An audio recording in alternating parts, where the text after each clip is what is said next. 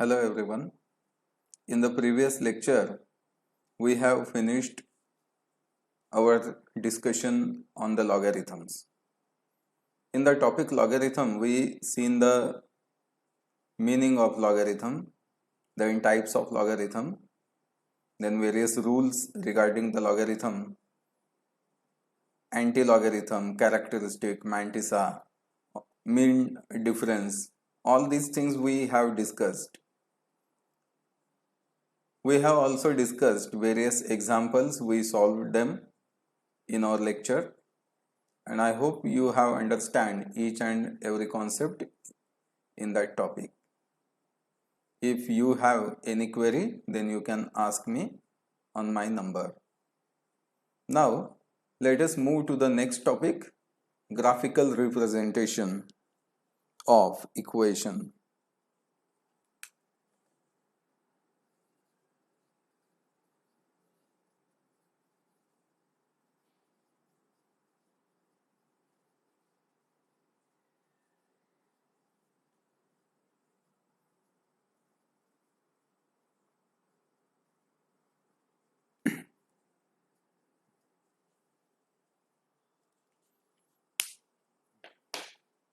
In chemistry,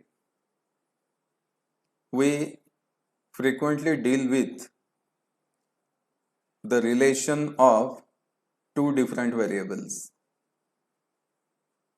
For example, rate of the reaction changing with the concentration of the reactant or product. Conductance of a solution that we seen in the previous chapter. Conductance of the solution changes with the concentration. Okay. So this relation, this change of one variable with the another variable can be very effectively understood. It can be very effectively represented by using the graph. जर आपल्याला दोन वेगवेगळ्या variable मधलं relation दाखवायचं असेल, एक variable बदलला की दुसरा कसा बदलतो हे जर आपल्याला दाखवायचं असेल तर त्याच्यासाठी ग्राफ हे सगळ्यात चांगलं माध्यम आहे. ग्राफ आपण खूप अगोदरपासून बघत आलेलो आहे. You are well familiar with the graphs. You know that the graph is having two axes in two dimensions. आपण जर टू डायमेन्शनचा विचार केला, टू डायमेन्शनल रिप्रेझेंटेशन आपल्याला करायचं असेल तर दोन ऍक्सेस आपल्याला पुरेसे होतात, एक्स ऍक्सेस आणि वाय ऍक्सेस. 3 डायमेन्शनल असेल then we use z axis also, x, y and z, 3 axes we use. Okay, but in this chapter we are dealing only with the 2 dimensional graphs, that is consisting of x and y axis. So what are these axes? What is the graph in fact? So axes are two lines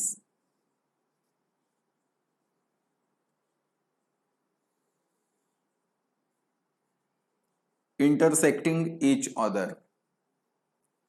graph म्हणजे काय असतं नेमकं? मग आता दोन lines असतात ज्या एकमेकीला intersect करतात.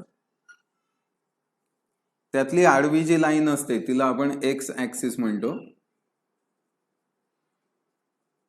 आणि उभी लाईन आहे तिला आपण वाय ऍक्सिस असं म्हणतो. X axis and Y axis. So these lines intersect each other.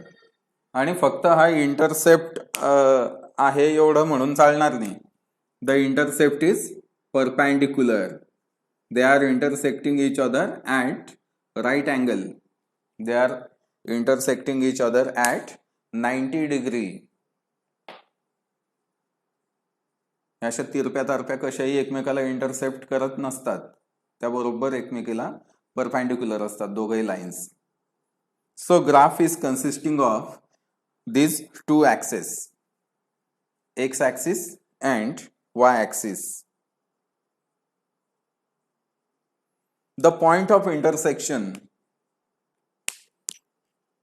the point of intersection of both of these lines, this is the point of intersection, it is known as origin.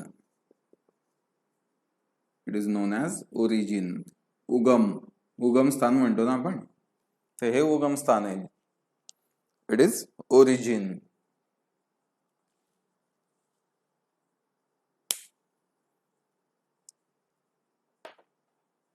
आता हे दोन graph दोन axis आपल्याला मिळाले, x आणि Y. X is the horizontal axis, Y is vertical axis.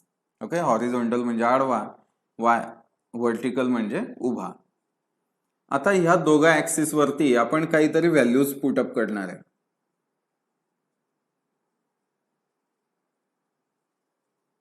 काही value असेल, जसं की आपण मागच्या लेक्चरला पाहिलं, एक्स ऍक्सिस वर आपण ऍसिड बेस टायट्रेशन मध्ये ml of the NaOH added, ते ह्या इथे प्लॉट करत होतो एक्स ऍक्सिस वर, ml of NaOH added.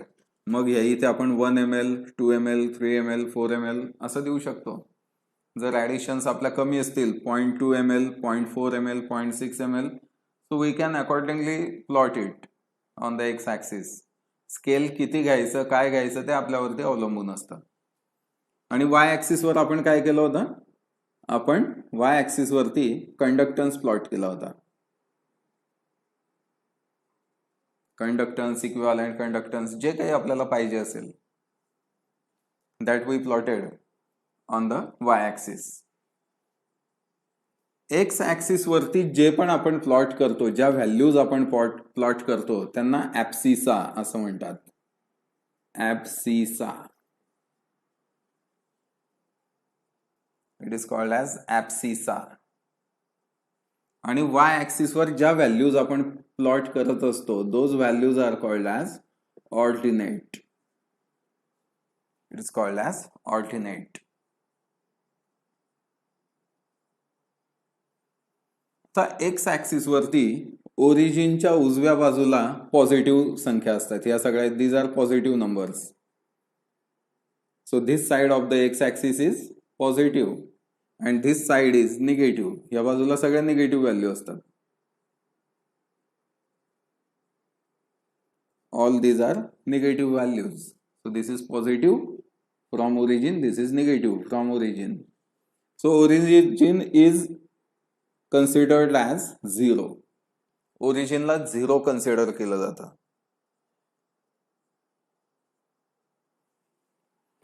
Y axis वरती ओरिजिनच्या वरती जर आपण बघितलं, all these are positive values and below the origin on Y axis all these values are negative values.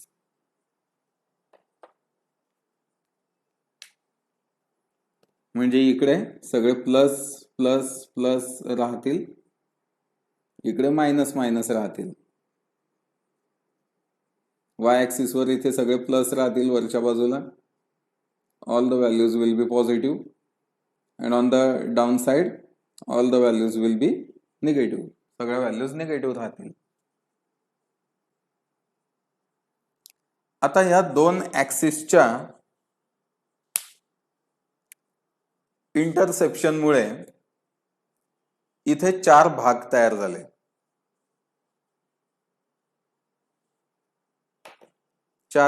झाले. कोणकोणते? हा एक भाग तयार झाला, हा दुसरा, तिसरा, चौथा. ऍक्च्युअली मोजताना ग्राफ मध्ये याला पहिला म्हणतात. This is first, this is second, this is third and this is fourth.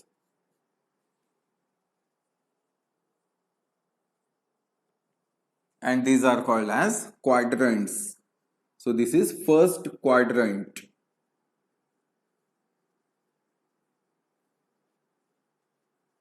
Quad हा शब्द जो आहे ना, हा 4 संबंधित असतो. Quad is related with 4. एकाचे 4 भाग केले म्हणून त्याला क्वाड्रंट म्हटलंय. तसा चौथा भाग, चतकोर भाग, हा पहिला चतकोर भाग, हा दुसरा चतकोर भाग. This is the second quadrant, this is third quadrant, this is fourth quadrant. So these 4 parts are known as quadrants. Now we can observe that in the first quadrant all the points. आता इथे आपण काहीतरी point plot करणार आहे की नाही, काहीतरी points आपण प्लॉट करणार आहे. समजा आपण या इथे म्हटलं की एक्स ऍक्सिसची व्हॅल्यू 2, वाय ऍक्सिसची व्हॅल्यू 3, मग इकडे 1 2 ही 2 व्हॅल्यू आली, 1 2 3 ही 3 व्हॅल्यू आली. आपण त्याला एक्स आणि वायच्या बरोबर ह्या इथे प्लॉट केला. आता याची व्हॅल्यू काय, +2 +3. ह्या व्हॅल्यूज म्हणजे काय झालं, ऍक्च्युअली ती पोझिशन त्याची आपल्याला दिसते. It is the position. ह्या ज्या व्हॅल्यूज मी म्हणतोय, या व्हॅल्यूजने आपल्याला काय कळतंय, we understand, we can locate that point, we can find out the location, the position of that point. आणि त्यालाच कोऑर्डिनेट असं म्हणतात, coordinates.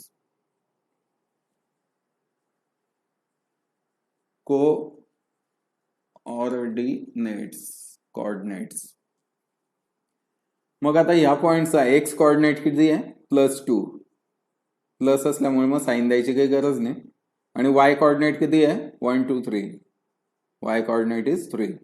So for this point coordinates are 2 3. पहिला कोऑर्डिनेट हा एक्स असतो, दुसरा वाय असतो.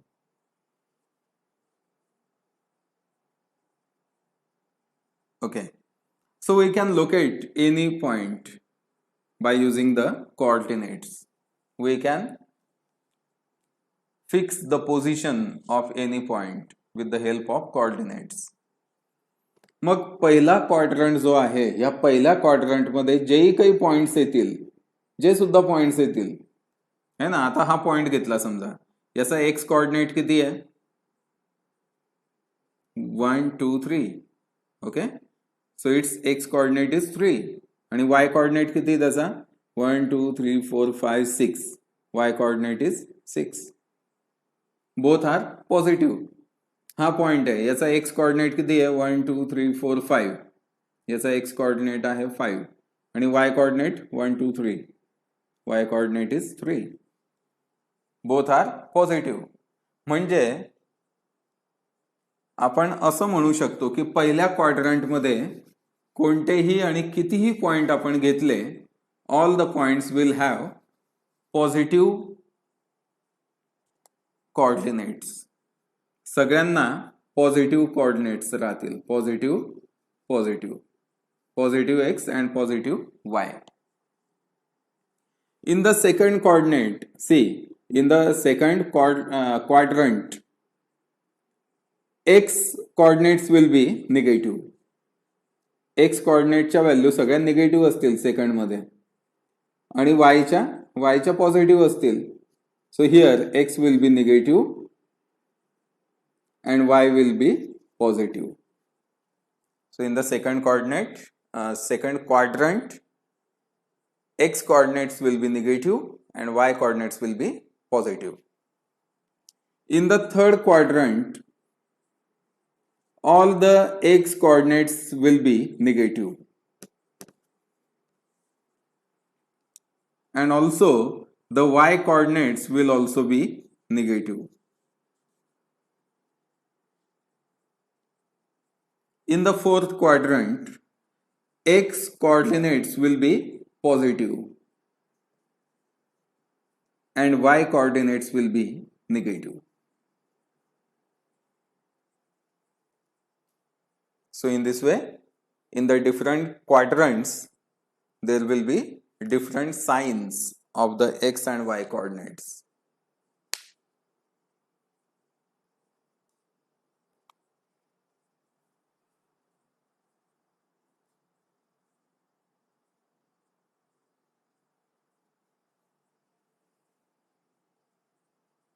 ओके,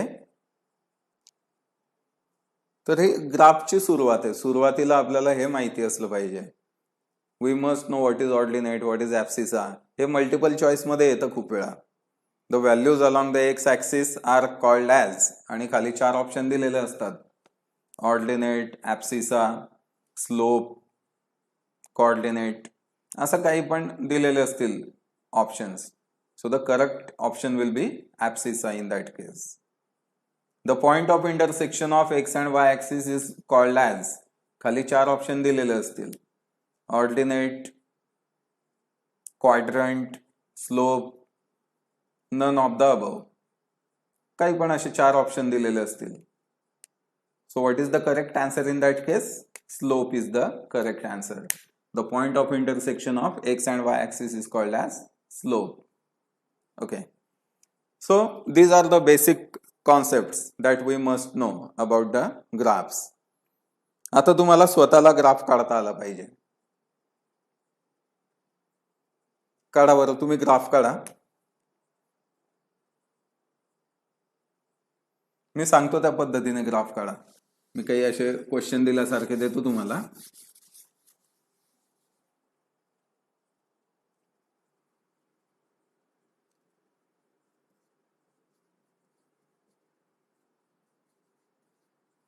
Plot the graph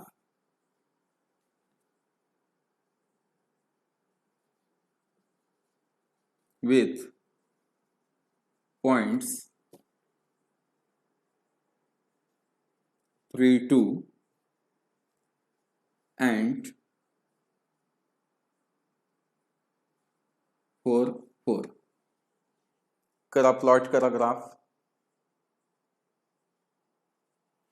त्यानंतर एक सेकंड देऊन ठेवतो अजून.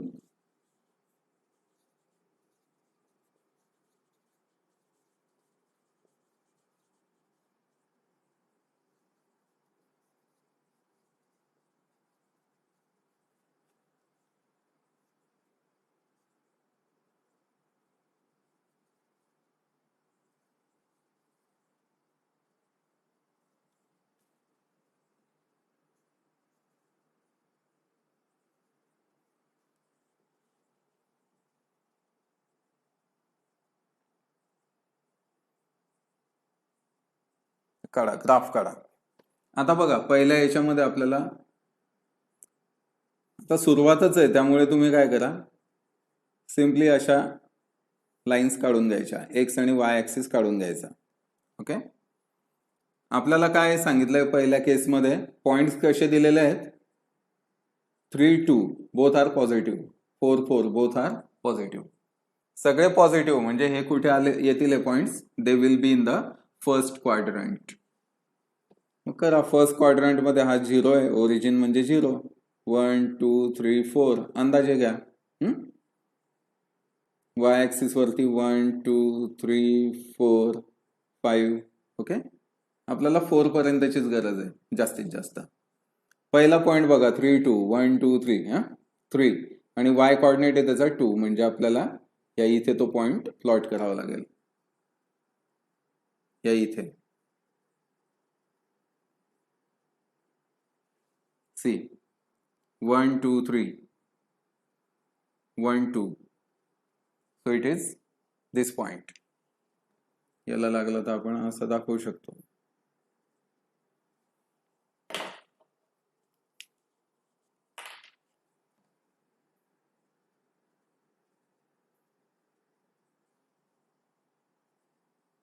दिस is the point 3, 2.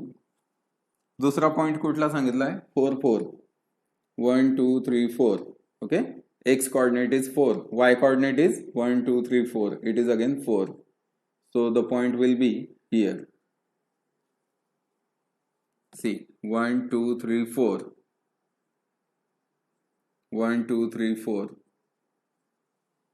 In this way, we can plot the points. Okay. Look at the second example. सुरुवातीला हेच करून घ्यायचं. एक्स आणि वाय ऍक्सिस काढून घ्या. Plot the graph with points -1, 3. X coordinate is negative, म्हणजे आपल्याला या बाजूला यावं लागेल, इकडे निगेटिव्ह येते X coordinate. And Y coordinate is positive, म्हणजे वरती. So this point belong to second quadrant. Because x coordinate is negative, y is positive. X is negative, y is positive. Okay. मग हा पहिला पॉइंट आता plot करा. -1, 3. Its x coordinate is -1 and y coordinate is 1 2 3, y coordinate is 3. So this point will be here, -1, and this is +3. Second point is -3 + 4, 1 2 3, this is -3, 1 2 3 4, this is +4. So the point will be at this position. This is -3 on the x-axis and +4 on the y-axis. So in this way we can plot the point.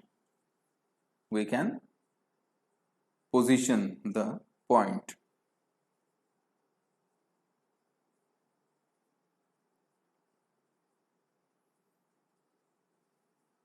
आता suppose ह्या points मधून जाणारी एखादी line आपण काढली तर काय होईल? सी, हा एक पॉइंट आहे आणि हा दुसरा आहे. या दोघांमधून जाणारी लाईन जर आपण काढली, सरळ लाईन काढली, तर ह्या केसमध्ये ती अशी लाईन येईल.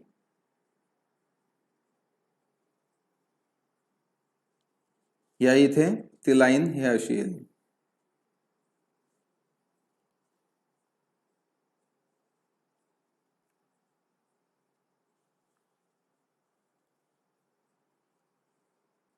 हिला अजून एक्सटेंड करू शकतो आपण, तसं काही हे नाही त्याला. Now see, this line is intersecting x-axis at here and y-axis at here. y-axis ला समजा ती -2 ला इंटरसेक्ट करते आणि x-axis ला ती 1 2 +2 ला इंटरसेक्ट करते.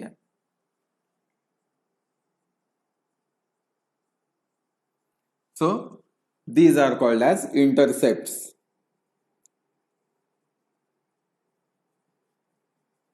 Intercept. It is called as intercept. आता ही लाईन सुद्धा या इथे x ऍक्सिस ला y ऍक्सिस ला +2 ला इंटरसेक्ट करते आणि x ऍक्सिस ला समजा +3 ला इंटरसेक्ट करते. So these are also intercepts.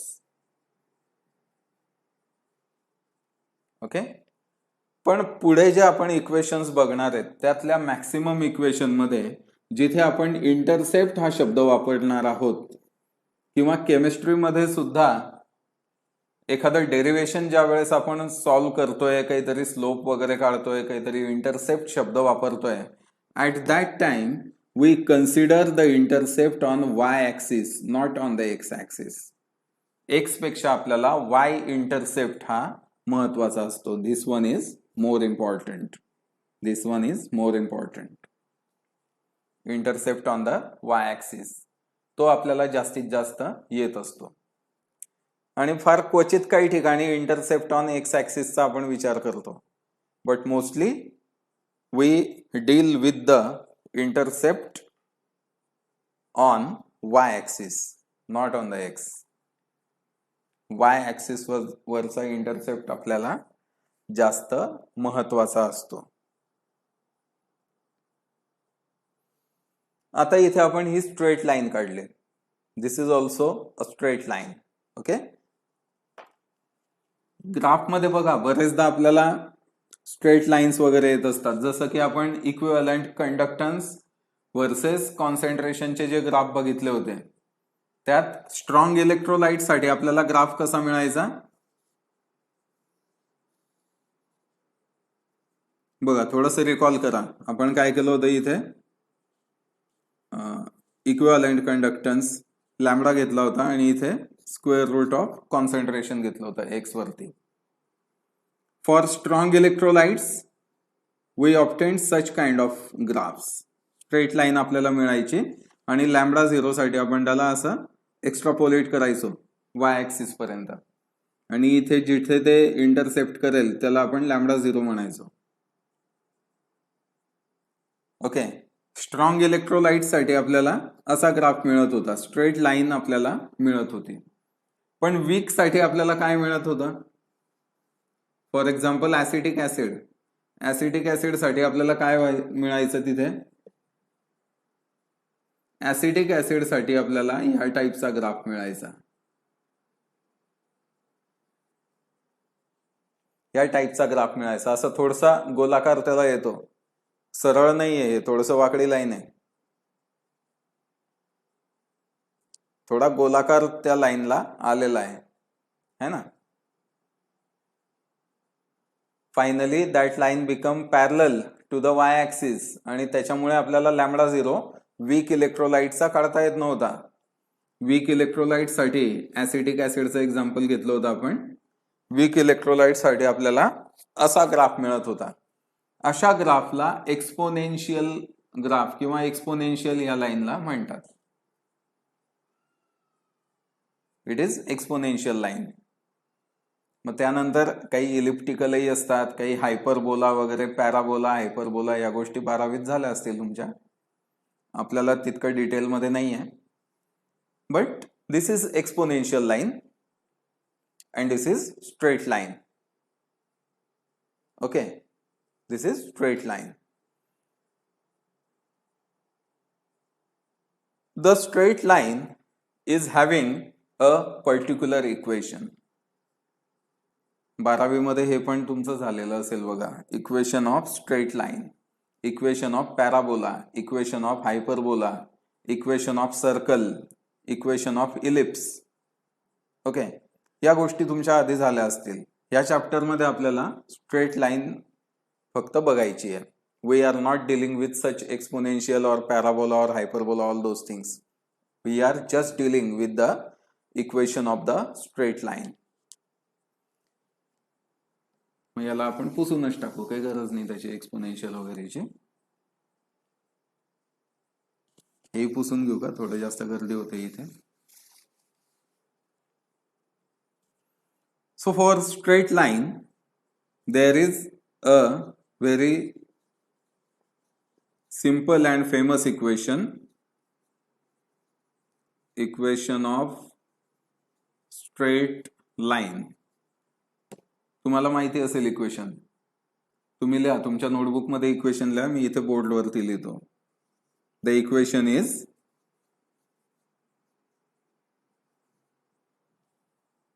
y is equal to mx plus b. All the letters are small letters. सगळे स्मॉल लेटर घेतले. हा small y, small m, small x, small b.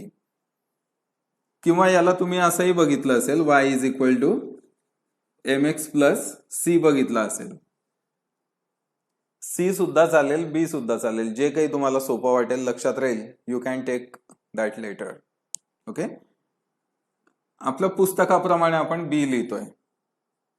Exam मध्ये तुम्ही C लिहिलं तरी तुमचे mark कापले जाणार नाहीत. y is equal to mx plus c. Okay, no problem. So the equation of straight line is y is equal to mx plus b. आता याच्यात अर्थ काय आहे सगळ्या याचा? y represents the y coordinate. Y represents the y coordinate. M represents the slope. X represents x coordinate.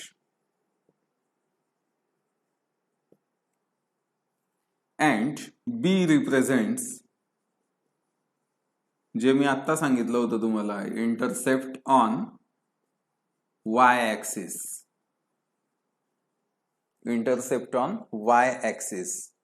So we are mostly dealing with the intercept on y axis.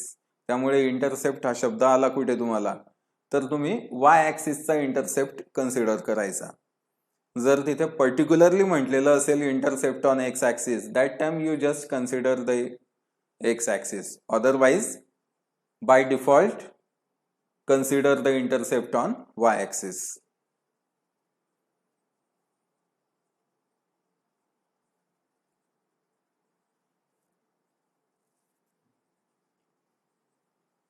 So this is the equation of straight line. हे व्यवस्थित लक्षात ठेवा. सोपं equation आहे, फार अजिबातच कठीण नाही, फार म्हणण्यापेक्षा अजिबातच कठीण नाहीये. आता याच्यातल्या काही टर्म्स आपण बघू. We have just seen the term Y coordinate. Y coordinate काय असतं माहिती आहे आपल्याला, है ना. जसं ह्या पॉइंट मध्ये this is Y coordinate, this is Y coordinate, this is X coordinate, this is also X coordinate. So we know what is y coordinate, we know what is x coordinate, and now just we have seen what is intercept. So we just need to discuss this concept, slope. What is slope? Slope म्हणजे काय याचा आपल्याला विचार करायचा आहे, फक्त थोडं discussion करायचं आहे. स्लोप शब्द आपण खूप वेळा ऐकलेला आहे, आपल्या दैनंदिन जीवनातही आपण ऐकतो स्लोप. घराचं बांधकाम वगैरे असेल त्या ठिकाणी आपण जास्त स्लोप शब्द ऐकतो. कोणत्याही कन्स्ट्रक्शन मध्ये स्लोप हा शब्द आपल्या कानावर येतोच. किंवा गच्चीवरून पाणी वाहून गेलं पाहिजे म्हणून तिला स्लोप दिलेला असतो, रस्त्याला स्लोप दिलेला असतो, है ना. रस्त्याचं जिथे टर्निंग असतं टर्निंगच्या ठिकाणी त्याला स्लोप दिलेला असतो थोडासा, कारण सरळ असा ठेवला तर गाडी स्लिप होऊ शकते टर्निंगवर. स्लोप असला म्हणजे ती थोडा तिला सपोर्ट मिळतो. So slope is related with the inclination. Inclination तिरपेपणा. इथे ह्या लाईन्स बघा, ही लाईन कशी आहे, तिरपी लाईन आहे, म्हणजे आहे ती स्ट्रेट लाईनच आहे, सरळच लाईन आहे, है ना. आता इथे कन्फ्युज होऊ नका, सरळ मी एकदा सरळही म्हणतोय एकदा तिरपी पण म्हणतोय. ओके, सरळ कोणत्या अर्थाने की ती अशी वाकडी वगैरे नाहीये, या अर्थाने सरळ म्हणतोय. आणि तिरपी म्हणजे काय, तिचा एक्स ऍक्सिस सोबत अँगल बघा असा तिरपा झालेला आहे, है ना. It is not parallel to X axis, अशी नाहीये, थोडी तिरपी झाली आहे. मग आता ही लाईन इकडे तिरपी झालेली, ही लाईन इकडे तिरपी झालेली,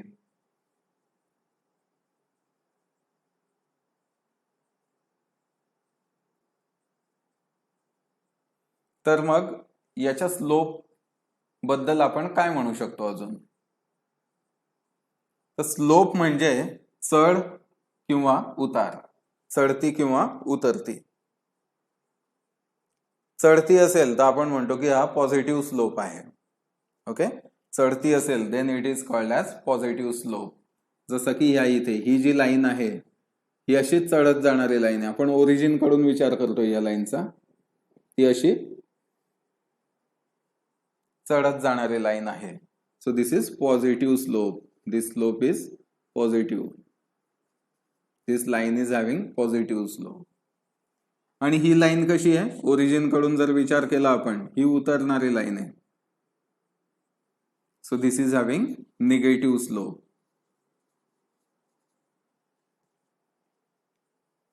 so positive slope and negative slope, both types of slopes are possible. दोघेही स्लोप असू शकतात.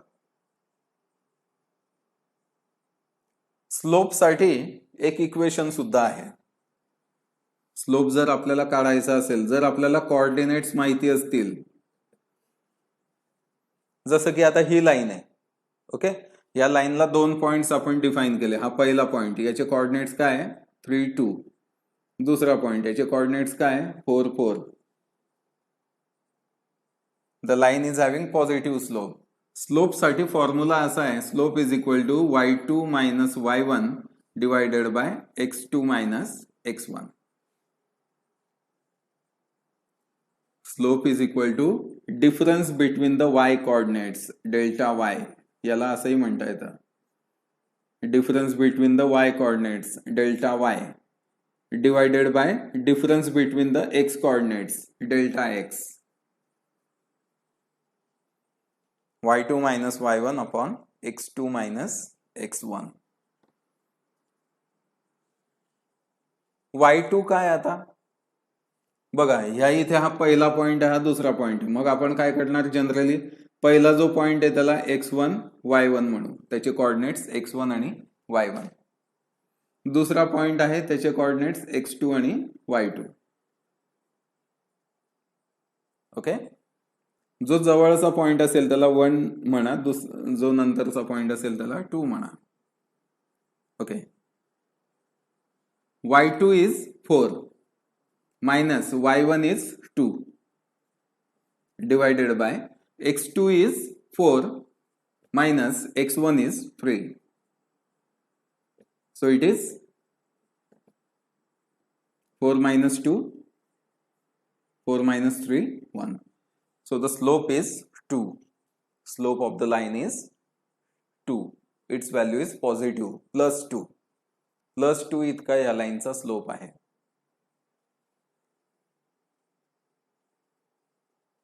So by using this simple equation we can determine the slope of the line.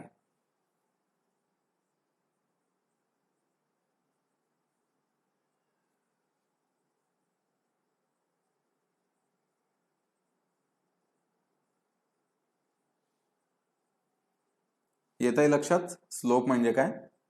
Slope may be positive, it may be negative. Okay, मग positive slope असला तर y is equal to mx plus b, negative slope असला तर y is equal to minus mx plus b. We can say काही वेळा intercept सुद्धा negative असू शकतो. जसं की आता ह्या लाईनला बघा, ह्या लाईनचा y ऍक्सिस वरचा इंटरसेप्ट कसा आहे? It is negative intercept. म्हणजे ह्या लाईनसाठी इक्वेशन काय येईल मग आपलं? या लाईनसाठी y is equal to m कसा आहे? स्लोप इज पॉझिटिव्ह mx आणि इंटरसेप्ट कसा आहे? It is negative. So we can write it like this, y is equal to mx minus b. कारण याचा इंटरसेप्ट जो आहे y ऍक्सिस वरचा, the intercept is negative. y is equal to mx minus b.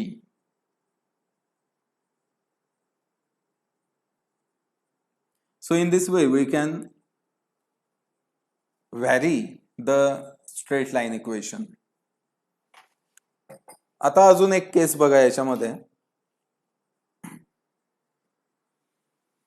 पुसावं लागेल आता आणि ते जागा नाही शिल्लक.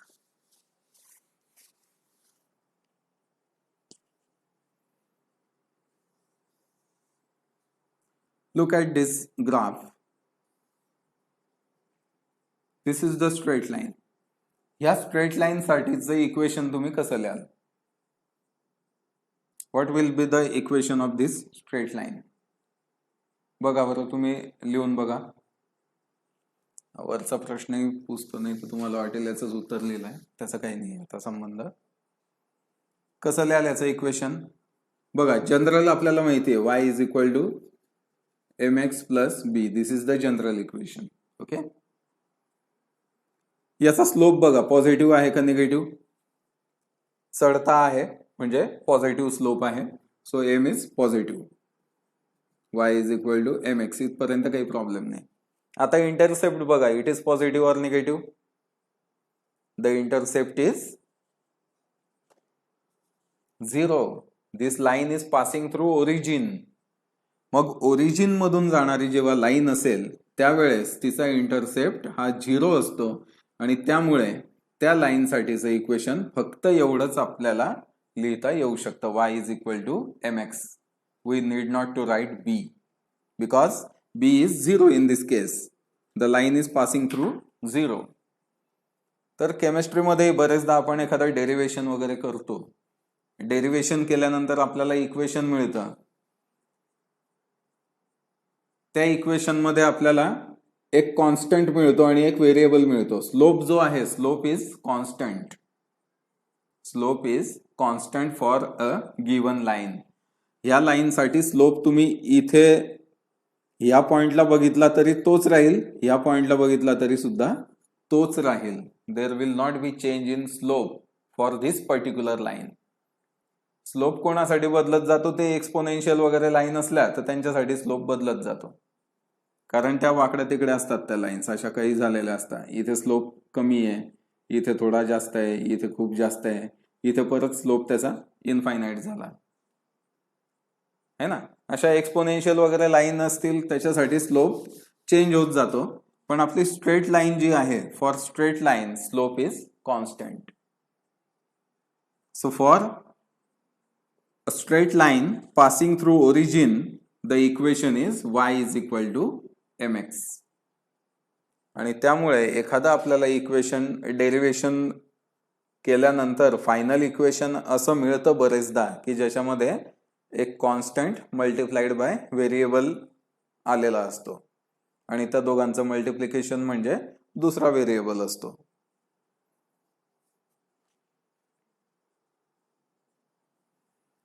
So that time we can say that this is the equation of straight line. Graphs जे आहेत, ग्राफ्सचा यूज आपल्याला इलेक्ट्रॉनची पोझिशन, प्रोटॉनची पोझिशन हे बघण्यासाठी सुद्धा होतो.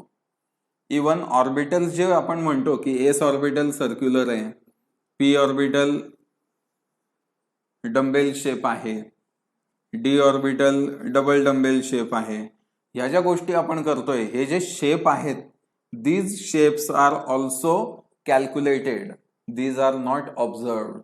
हे कोणी असं मायक्रोस्कोप घेऊन बघितलेलं नाहीये की एस ऑर्बिटल बघा रे गोल दिसतंय, नाही असं नाहीये, कोणी बघितलेलंच नाहीये. ते पी ऑर्बिटल असं मायक्रोस्कोप बघून किंवा दुर्बिणीने असं बघितलेलं नाहीये की ते डंबेल शेप दिसतंय म्हणून. No, all these shapes are calculated.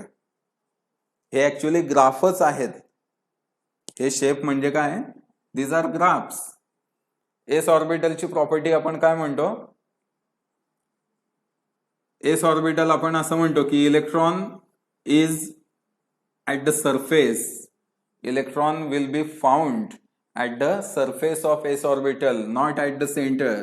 सेंटरला आपण नोड म्हणतो. दिस इज नोड. नोड म्हणजे काय? इथे इलेक्ट्रॉन सापडणारच नाही, कारण हा काय? This is origin. This is origin. At the origin there is no electron. It is node.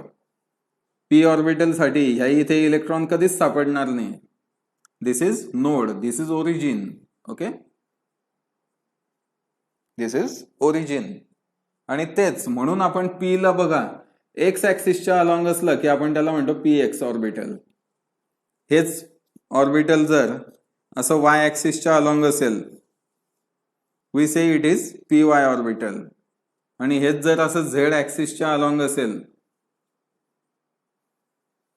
then we call it as pz orbital.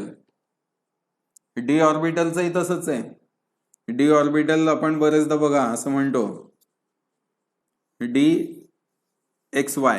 this is dxy along x and y axis. Sorry, this is dx square y square. है ना, जे मध्ये मध्ये असतात समजा असे.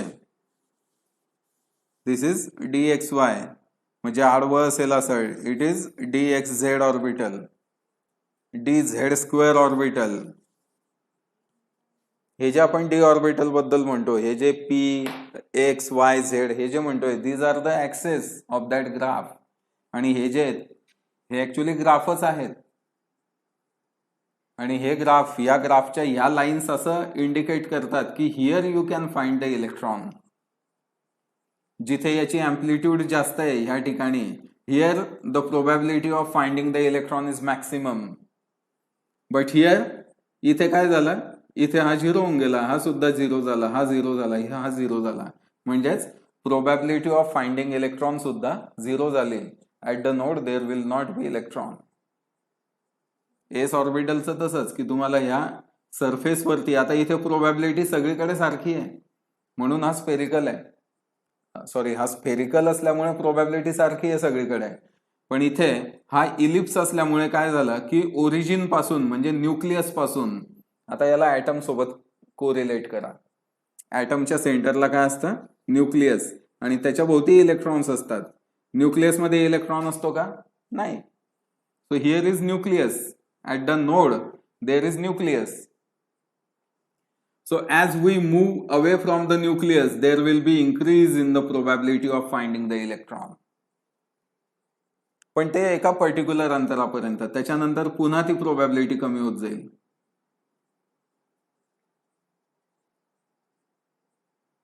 So in this way the orbitals are also the graphs. It is not actual shape. ते काही असं मायक्रोस्कोप मध्ये कोणी शेप बघितलेलं नाहीये, ते मॅथमॅटिकली डिटरमाइन केलेले आहेत. एरविन श्रॉडिंजर नावाच्या सायंटिस्टने एक इक्वेशन दिलेलं होतं, त्या इक्वेशनचा याच्यामध्ये यूज केलेला आहे.